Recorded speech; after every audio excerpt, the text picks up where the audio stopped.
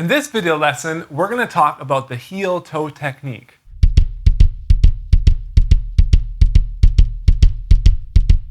So before we get into the actual technique as it's played on the pedal, I first wanted to break it down for you on the carpet. And I even want to go one step further, and I want to take off our shoes. All right? Okay, so you can do this with me. This might be good to do it with me right now. Take off your right shoe or whatever your dominant foot shoe is. Okay, so now we got our foot on the ground, just set like that. Now I want to show you the motion that the heel-toe technique is. And this is it.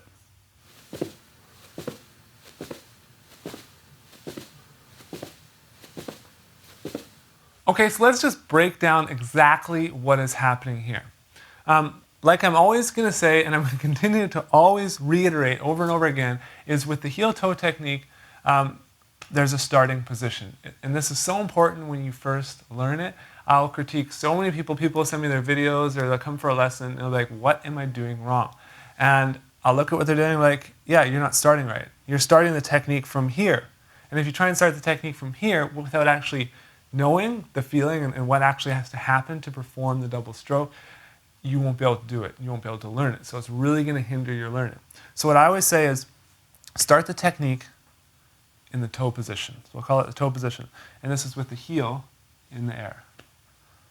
Okay? And then what happens is you basically come up, you drop down, and then come back up. So that's the motion. Rocking motion. It's not this.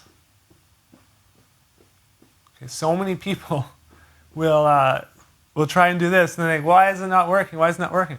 Well, you have to do the rocking motion.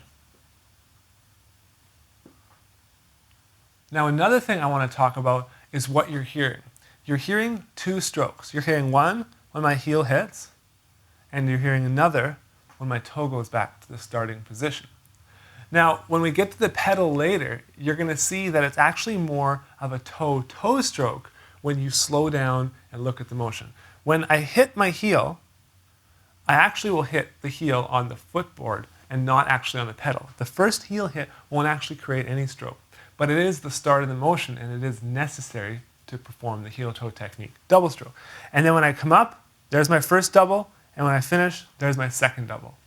And it works like that. Like, I know it's hard to see now, but I really wanted to break it down without the pedal. So if you didn't necessarily have a pedal right now, or if you're sitting on the bus later, if you're watching a movie or whatever, you could literally just sit there and practice this technique. Because it's all about your muscles memorizing this motion.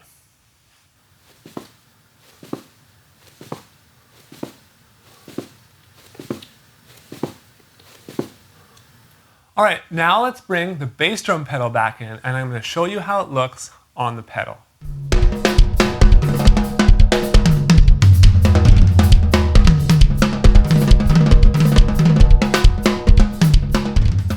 All right, so now we're back here with the pedal, and I want to show you how the heel-toe technique looks when played on the pedal. So here we go.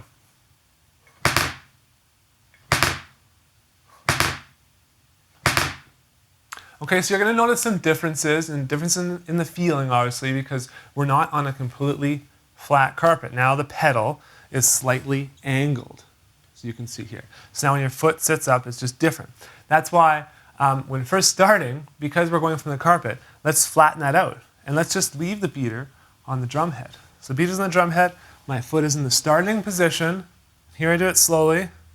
I come down, my heel hits, I start coming back up, there's the first stroke, my heel is still coming up, there's the second stroke, back in the starting position. I'm doing it as slow as I possibly can.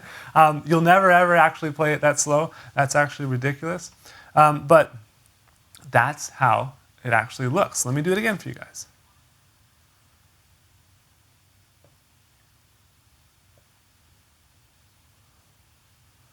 All right, now I'm going to play it at normal speed for you, and then we can slow it down for you in video and show you exactly how it sounds and looks, super slow motion.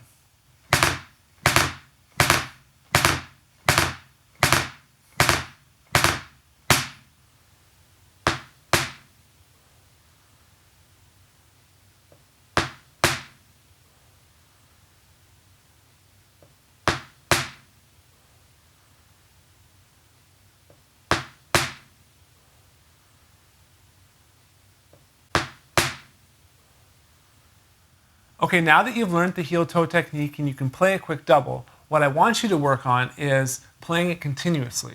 So just doing like kind of a gallop. Pick a tempo you're comfortable with. No need to use a metronome right now. If just go really slow if that's the way it's working for you. Or with some people, I know it's easier for them to learn this technique at a little bit faster speed just because of the motion with the foot, and then they actually will learn how to control it and bring the tempo down later, which is, there's nothing wrong with that when we're first learning this. As long as you learn it at a variety of tempos, I think that's what's most important. So let's just work on it and let's try and get that gallop going.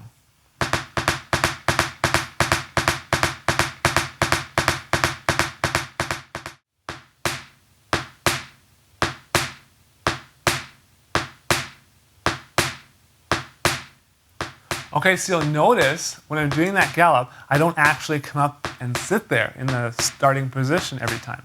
But when it's slowed down, you'll see that every time I do the double, I end up back here. And it's just for a split second when you have to do it over and over again. So now I want to talk about a couple of misconceptions about the heel-toe technique. The first one is foot size and footwear. So let me put my shoe back on and I'll be back with you in a second.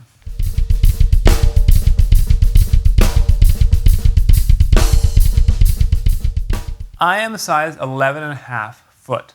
So if you can see here on the pedal, when my foot is right at the top, okay, here's the pedal stop.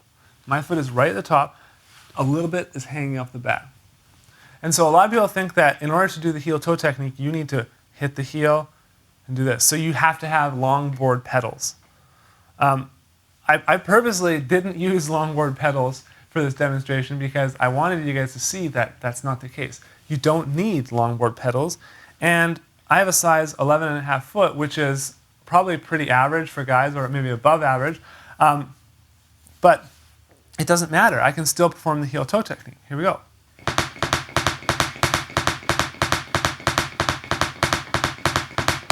Now even if I move my foot down, now watch this, I'm only using this much of the pedal, okay? My foot. Now I'm going to still play the technique.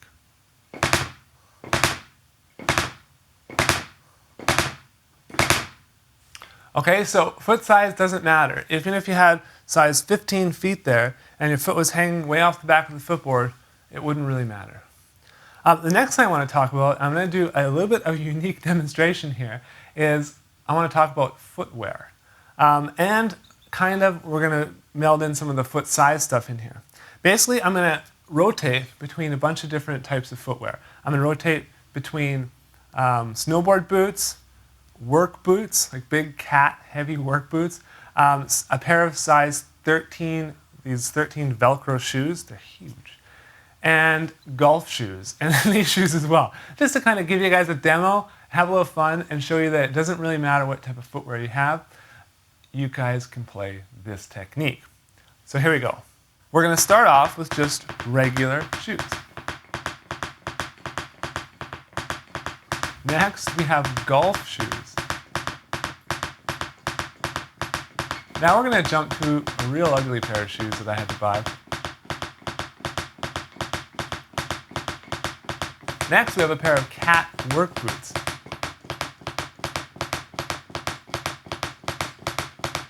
And finally, we're going to jump to a pair of snowboard boots.